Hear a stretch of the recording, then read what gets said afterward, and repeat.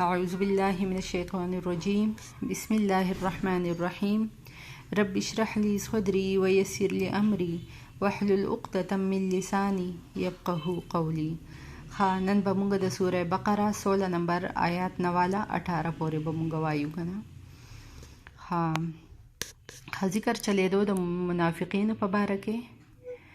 اولئک الذین، دا هغه خلق دي کم منافقین یادی کنه، دا هغه خلق دی اشترو چې وای غستلا یا فوقیت ورکو یا ترجیح ورکړلا الضلالتا گمراهیلا بدایلا بالهدى په بدله د هدایت کې.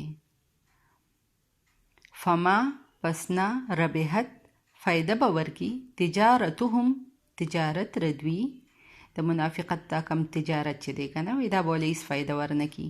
وما او نه کانو دوی دی مهتدین هدایت مندونکي.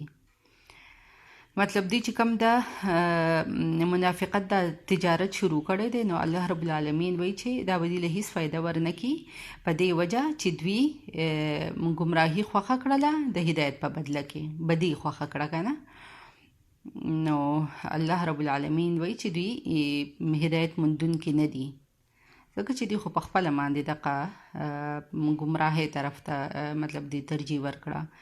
مثلهم مثال ردوي کمثل الذي، مثلهم یا حال ردوي کمثل الذي مثال د هغې کس دی استوقد نارا، استوقد چې بل کړلوی نارا ور. لکه دغه یادی کنه رسول الله صلی الله علیه و آله وسلم طرف ته اشاره ده چې هغه د ایمان رڼا یې خوره کړله کنه، ایمان رڼا یې خوره کړه. نو فلما پس هر کله اضاعت چې رڼا شي یا روښانه شي ما حوله غیر چاپیره ماحول.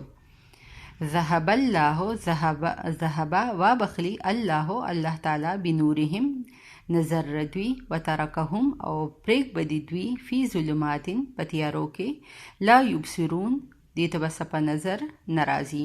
مطلب دام ته دغه اغستی شي، مطلب اغستی شي چې رسول الله صلی الله علیه و آله وسلم په مکه کې د مشرکان چې کوم منافقان کنه دي ډېر تنګ کړي نو رسول الله صلی الله علیه و آله وسلم هغه مدینه ته هجرت وکړو کنه.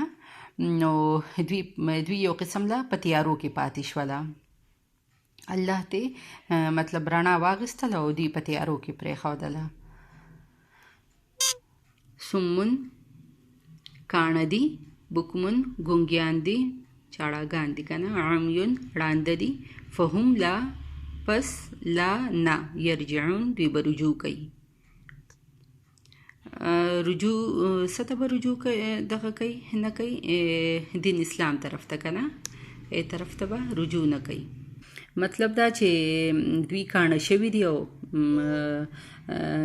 چاړاګان شوي دي او وړانده دي او دوی به دین طرف ته به رجوع نه کوي. نو مطلب دی هیڅ د دین خبره دی به نه اوري. مطلب چې د دین خبره به دوی نشي اورېدلی او د دین خبره به کولی نشي او خبل مطلب کم خدغه دی هغه به لیدی نشي، ړانده دي یو قسم له په سترګو کنه. نو دوی به رجوع نه کوي دین طرف ته.